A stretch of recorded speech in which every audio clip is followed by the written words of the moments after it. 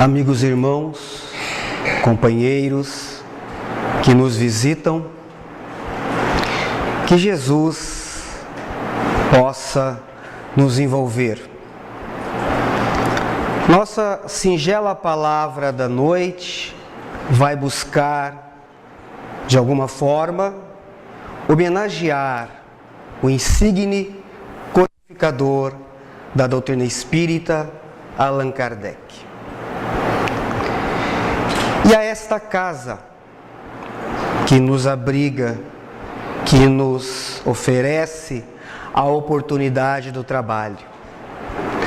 Mas também nós queremos dedicar as nossas palavras ao querido e valoroso trabalhador do nosso movimento espírita, Henrique Baldovino.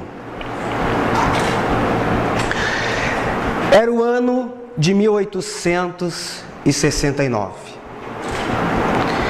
Mês de janeiro, e Allan Kardec queria saber qual era o número de espíritas no mundo. E através de cálculos, de estatística, de comparações, ele chega a uma estimativa, publicando esta informação, inclusive, na Revista Espírita. Ele faz uma estimativa de que no mundo, os espíritas daquela época eram em torno de 6 a 7 milhões. E ele vai registrar também que, ainda que fosse a metade, a história nunca mostrou um exemplo de uma doutrina que em menos de 15 anos conseguiu atrair tantos adeptos. E daquele janeiro até março, os meses passaram muito rápidos. Ele estava sempre envolvido com muito trabalho, com a redação dos artigos da Revista Espírita, com a resposta às centenas de cartas que chegavam, com a organização de novas obras que ele já estava preparando para o futuro, com a organização da mudança para a casa própria. E apesar de tudo isso, de os espíritos o alertarem para que ele diminuísse a quantidade de trabalho, porque isso poderia afetar a sua saúde, ele continuava incansável. E naquela manhã do dia 31 de março de 1869, o casal Rivai empacotavam as suas coisas. Voltemos no tempo, rapidamente, 50 anos, e vamos encontrar o jovem Hippolyte Léon Denisard Rivai fazendo trilha no meio da natureza. De mochila nas costas, aquele jovem de 14 ou 15 anos andava quilômetros em busca de espécimes para o seu herbário. Assim narra a biógrafa inglesa Anna Blackwell, que conheceu Allan Kardec pessoalmente.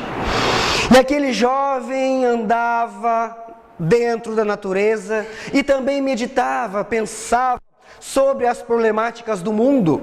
Ele queria achar uma unidade para as crenças, para as religiões, mas faltavam elementos para essa solução. Quem poderia dizer que aquele jovem de 14, 15 anos, fazendo trilha na natureza com uma mochila nas costas, despreocupado, pensativo, introspectivo, seria o responsável pela codificação da doutrina espírita? Seria o responsável por trazer a terceira revelação para a humanidade.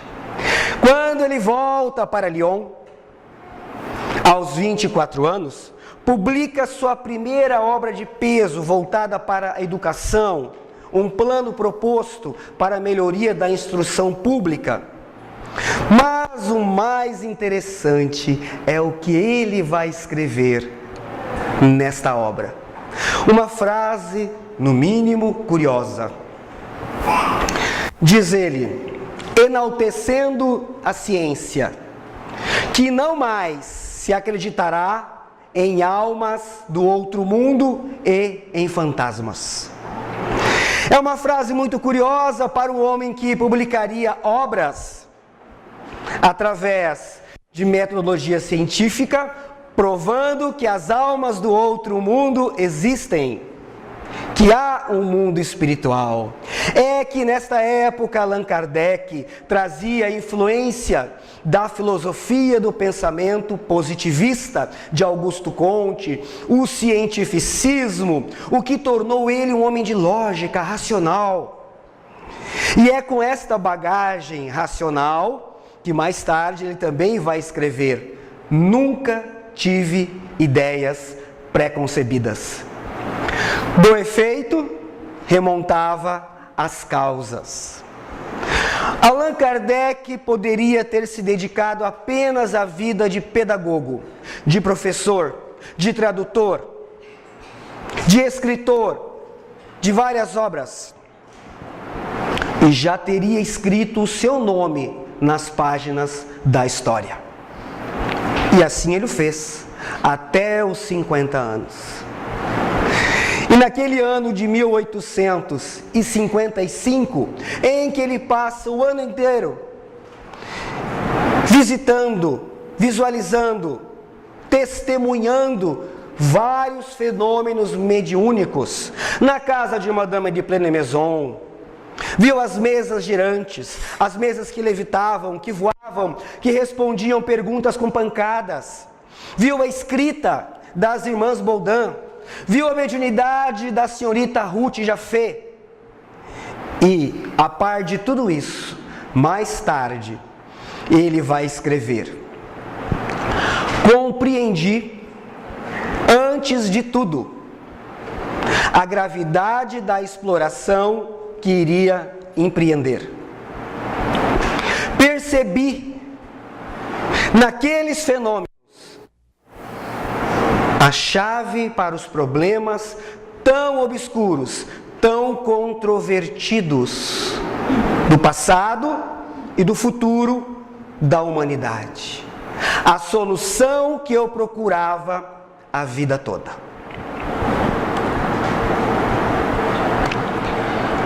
A solução que ele procurava desde a sua juventude. A solução para os problemas que a humanidade não tinha ainda respostas. Ele vai procurar e vai encontrar isso no Espiritismo. E vai nos apresentar estas soluções em 5 postulados, em 5 verdades universais que a religião, a crença, duvida de algumas. A filosofia comenta delas há alguns séculos. E a ciência suspeita ou duvida de todas elas. E são com esses 3 aspectos, a religião, a ciência e a filosofia, que ele vai nos apresentar essas verdades universais. A primeira delas é Deus. Nenhuma doutrina de aspecto religioso apresentou Deus para o mundo como a doutrina espírita. Sem ser o Deus desta religião ou daquela crença. Sem ser o Deus de um país, de um povo. Um Deus que não pertence aos homens. E o Deus que os homens ainda vivem é um Deus que os homens se acham proprietários dele. Ditam o que ele deve ou não deve fazer. É o Deus que gosta de um povo e não gosta de outro, que aceita uma religião, mas não aceita a outra. É um Deus ainda cheio das nossas imperfeições. E não é este o Deus que a doutrina espírita nos apresenta. É um Deus cósmico, que está muito além das nossas concepções. Por isso eles definem que é a inteligência suprema, a causa primária de todas as coisas. Não é o Deus que nós queremos, do qual nós emprestamos as nossas imperfeições. Vai muito mais além. Talvez nós não tenhamos a capacidade para entender a natureza íntima desse Criador. E os Espíritos dizem isso a Kardec, respondem: Deus existe, crede-me, não vades além, não vos percai-vos no labirinto, da onde não lograreis sair. Eles dizem para nós: estudem as vossas imperfeições. Já é o bastante. Para entender a natureza íntima de Deus, nos falta o sentido, dizem os Espíritos. Jesus tem esse sentido. Por isso ele afirmou: meu Pai ainda trabalha e eu também trabalho. A segunda grande verdade que Allan Kardec nos apresenta: a pré-existência e a imortalidade da alma. Diz Kardec, com relação às manifestações espirituais: dissessem os espíritos o que eles dissessem, estava aprovada a imortalidade da alma. E a imortalidade da alma é a grande consolação que a doutrina espírita nos traz, de que após esse momento todos nós continuaremos. Percebam que apenas a crença não basta para consolar as pessoas. Quantas mães, quantos pais, maridos, esposas, filhos, que tiveram seus entes queridos desencarnados, e a crença não bastou para apagar ou diminuir a dor de um coração materno, de um coração paterno. Não bastou. É preciso mais. E é esse mais, esta consolação, esta comprovação da imortalidade da alma que a doutrina espírita oferece à humanidade. Por isso é o Consolador prometido por Jesus. E Jesus, ao ter uma conversa com Nicodemos sobre a reencarnação, ele vai arrematar esse diálogo dizendo: ninguém vai para o céu que não tenha vindo do céu. Vejam aí o segundo postulado do Espiritismo: a pré-existência e a imortalidade da alma. Ninguém vai para o céu que não tenha vindo do céu. Nós já existimos no mundo espiritual. Céu, o mundo espiritual. Existimos lá. Já trazemos uma história. Viemos para a Terra, nesse trânsito corpóreo, nesse trânsito material, e voltaremos ao mundo espiritual, como a consequência das nossas escolhas. A terceira grande verdade, que é a consequência da segunda: a comunicabilidade dos espíritos. Que as religiões não aceitem a reencarnação, vá lá. Mas duvidarem das comunicações espirituais é duvidar do Evangelho. O Evangelho, ou os Evangelhos, são repositórios de comunicações espirituais. Em uma delas, Jesus entra na sinagoga de Cafarnaum, a cidade que ele escolheu para iniciar as suas atividades, a cidade onde morava Simão Pedro. E após as suas palavras, um homem interrompe Jesus. Este homem é tomado por um espírito imundo. Palavras bíblicas. É tomado por um espírito imundo. E interroga Jesus. Jesus de Nazaré, vieste nos destruir? Eu sei quem tu és. Tu és o Santo de Deus. E Jesus redargue para o homem e para o espírito: cala-te e saia dele. E conta o evangelho que o homem convulsionou e o espírito saiu dele. Vejam quantos ensinamentos em uma passagem. Comunicabilidade dos espíritos.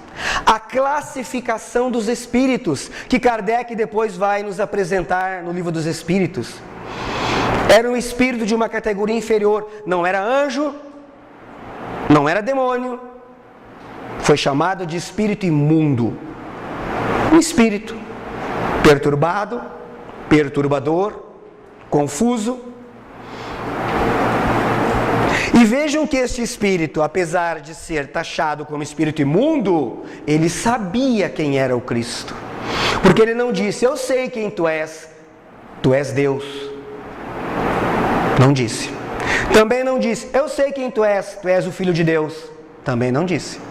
Eu sei quem tu és o Santo de Deus, o enviado, o Cristo.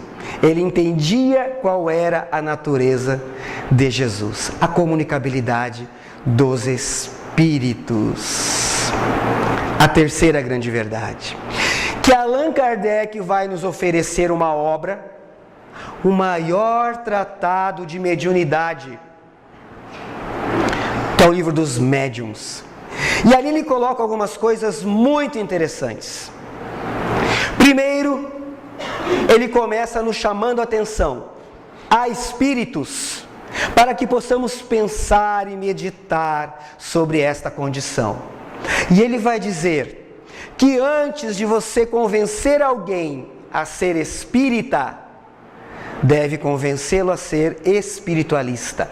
Antes de você convencer alguém que os espíritos podem se comunicar, você deve convencer esta pessoa que ela é um espírito, que ela é uma alma. Como eu posso acreditar na comunicação dos espíritos se eu não tenho a certeza que eu sou um espírito, que eu sou uma alma, que eu vou morrer e vou continuar vivo, que eu vou desencarnar e eu vou para o mundo espiritual? Se eu não tiver esta ideia, qualquer proposta em relação à comunicação espiritual não fará sentido.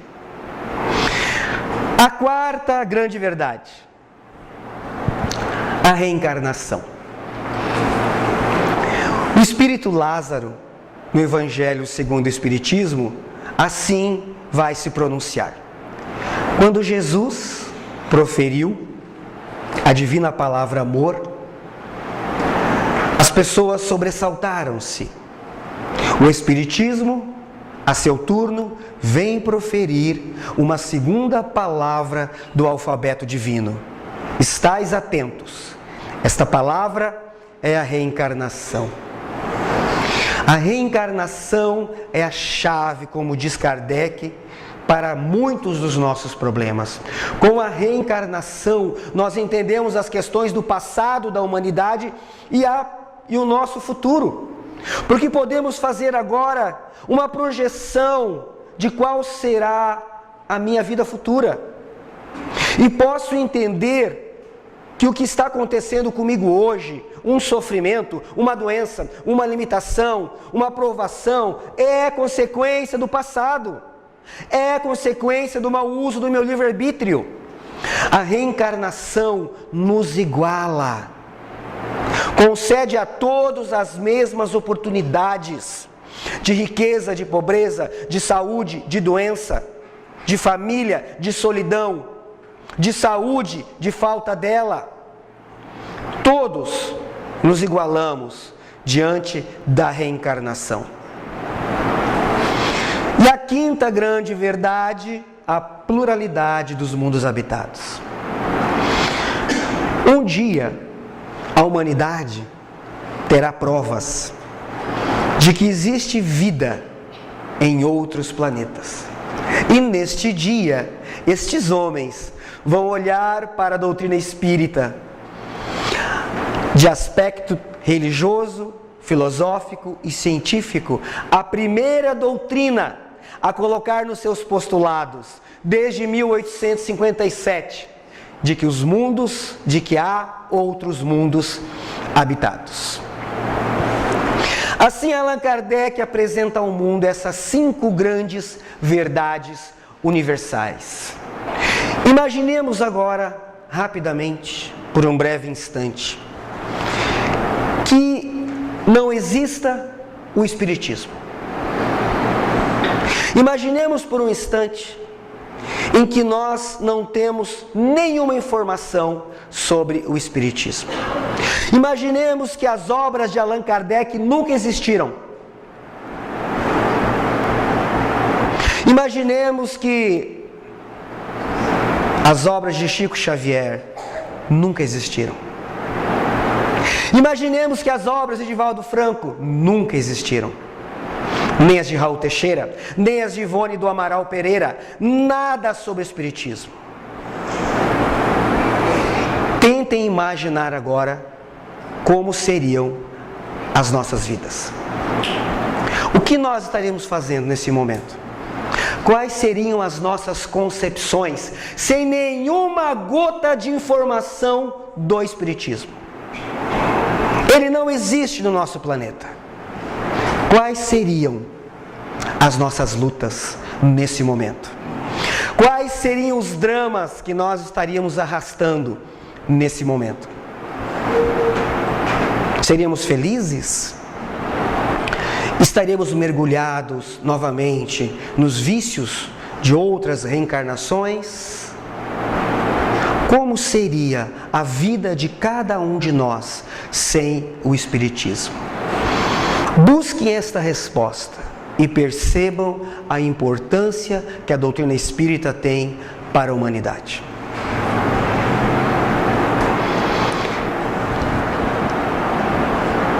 Era manhã do dia 31 de março de 1869.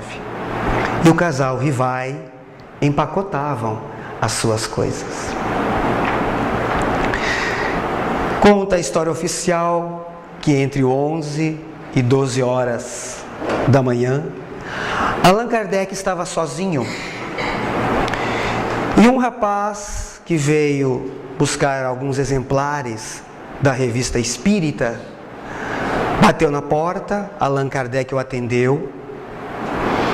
Já pálido, não teve tempo de dizer nada, curvou-se sobre si mesmo e tombou sem dizer uma palavra. Há ainda o relato do pesquisador Adriano Calzoni, que escreveu a obra Madame Kardec, relatando a biografia de Amélie Gabrielle Baudet, que ele encontrou uma nota em um jornal dizendo que Allan Kardec havia caído da escada e a pancada na cabeça havia provocado a sua morte. Não se sabe com precisão. A história oficial é que foi um aneurisma da aorta, a principal veia que leva sangue aos órgãos, que passa pelo abdômen. E o rompimento desta veia ocasionou a sua morte. Outros estudiosos acham que foi um infarto fulminante do miocárdio, pela rapidez com que ele acabou desfalecendo e morrendo.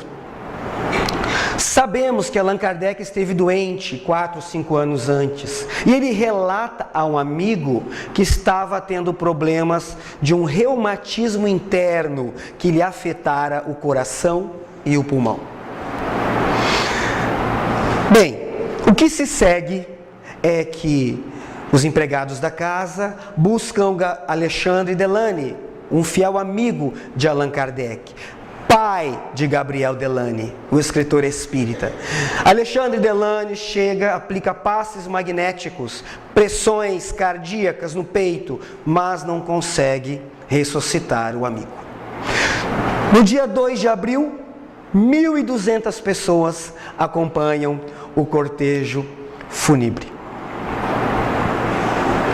4 pessoas discursam, entre elas Camille Flammarion, um dos mais famosos astrônomos daquela época. E em seu discurso, Camille Flammarion vai imortalizar a lucidez de Kardec quando se refere a ele com um bom senso encarnado. Um ano depois, os despojos de Kardec são transferidos para o cemitério de Père Lachaise, conhecido também como cemitério do leste, de Montmartre para o Père Lachaise. Lá é construído um dômen de pedra, lembrando as construções célticas, druídicas, com a inscrição: nascer, viver, morrer, renascer ainda, progredir sempre, tal é a lei. Não se sabe ao certo de quem é esta frase, qual é o seu autor.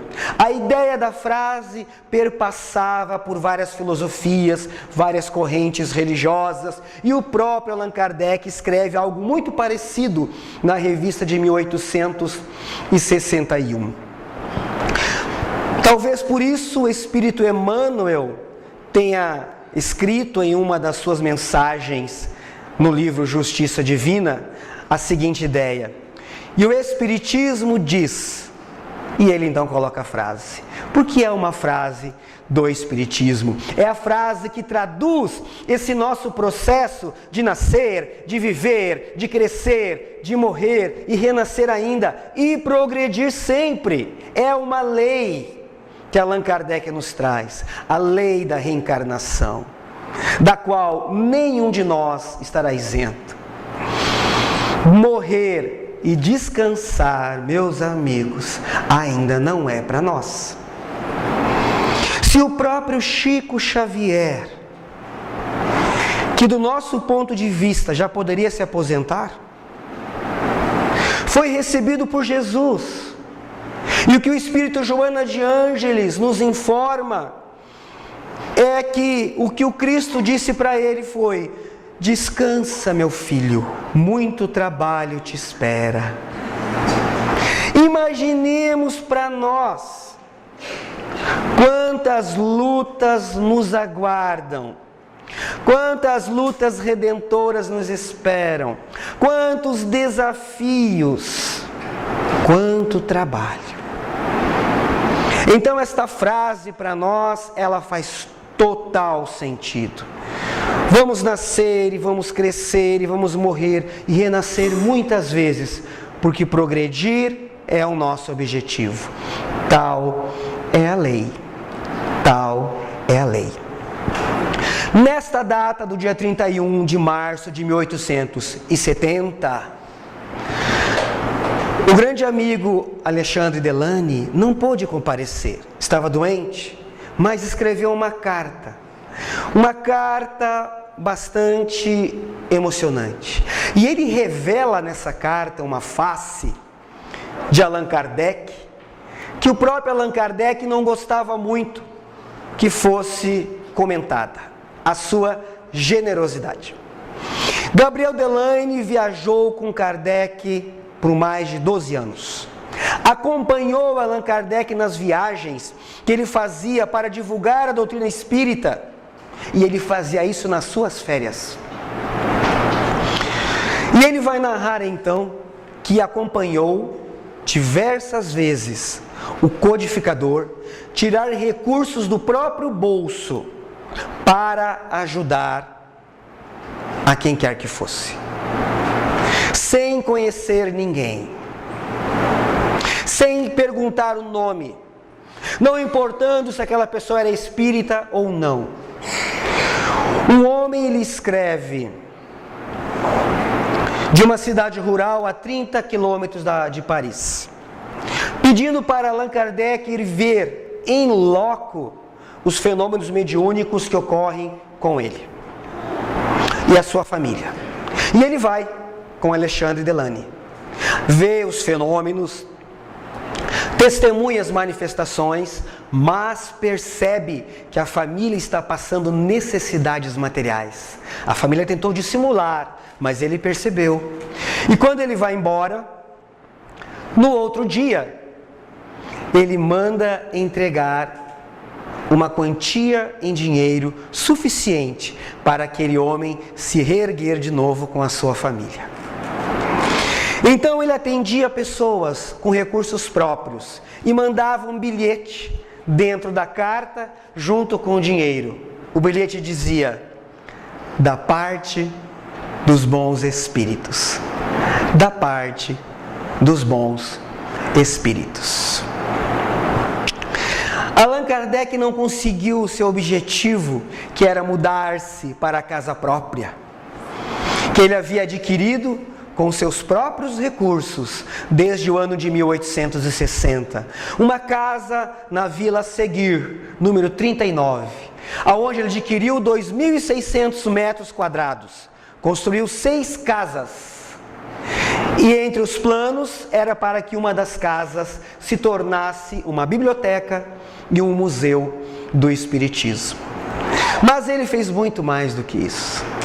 Daquele coração jovem que procurava respostas, ao coração generoso e aquela mente operosa de Kardec, eis que ele nos deixa um legado de luz, uma estrada para que nós possamos trilhar com segurança, porque agora nós sabemos de onde nós viemos, nós sabemos quem nós somos, nós sabemos que os nossos sofrimentos são a causa das nossas incúrias, dos nossos temperamentos desequilibrados, das nossas paixões, do nosso egoísmo, mas sabemos que podemos melhorar, evoluir, aprender com Ele, aprender com Cristo, aprender com os homens de bem e nos tornarmos os homens de bem.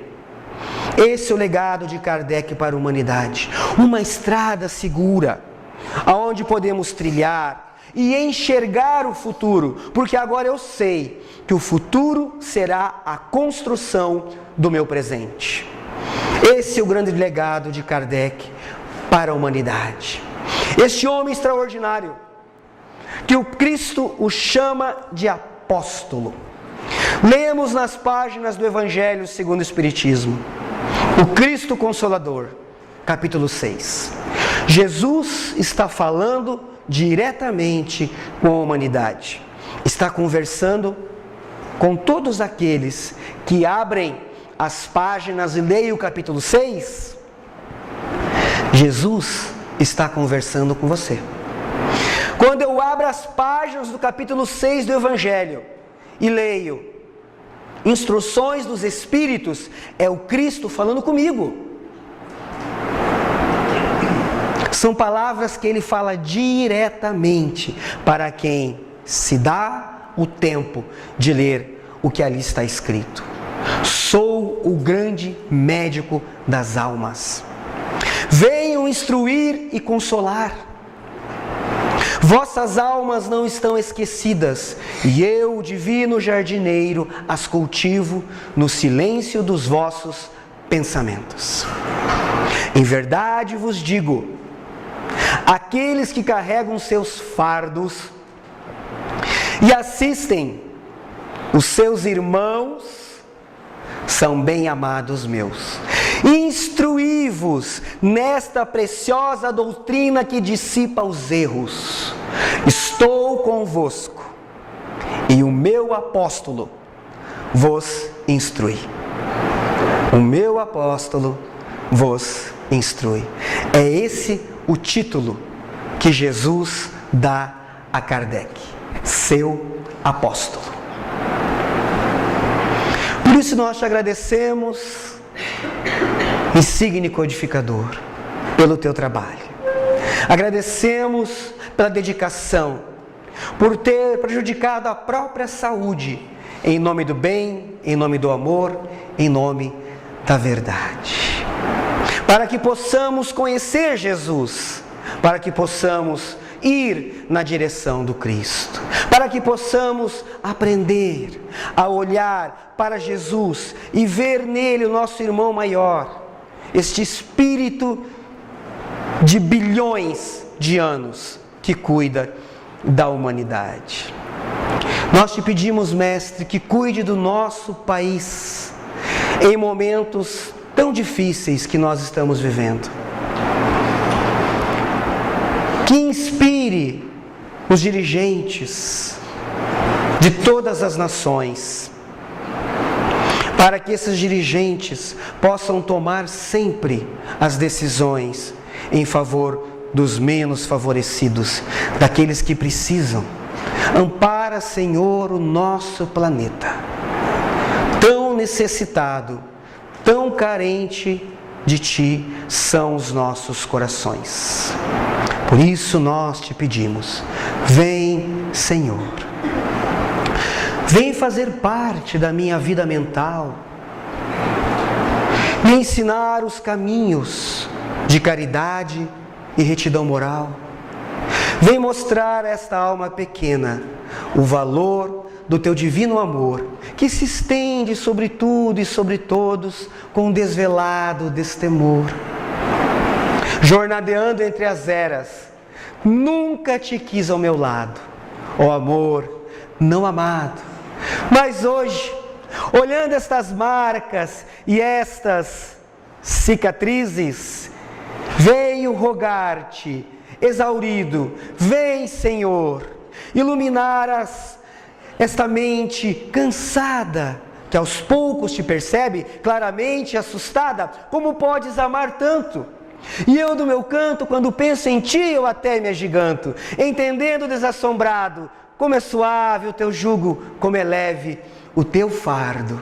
Então vem, Senhor, vem me ensinar a ouvir e a falar com o coração, porque todas as vezes que eu dei ouvidos aos ruídos do orgulho, da ambição, eu tombei em nova expiação.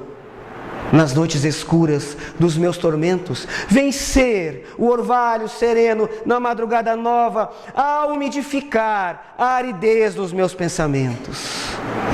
Nas horas de agonia, vem ser a luz do dia, a atravessar as frestas da minha alma, me trazendo paz, lucidez e calma, porque nas estradas da evolução há tanto que fazer nesse coração.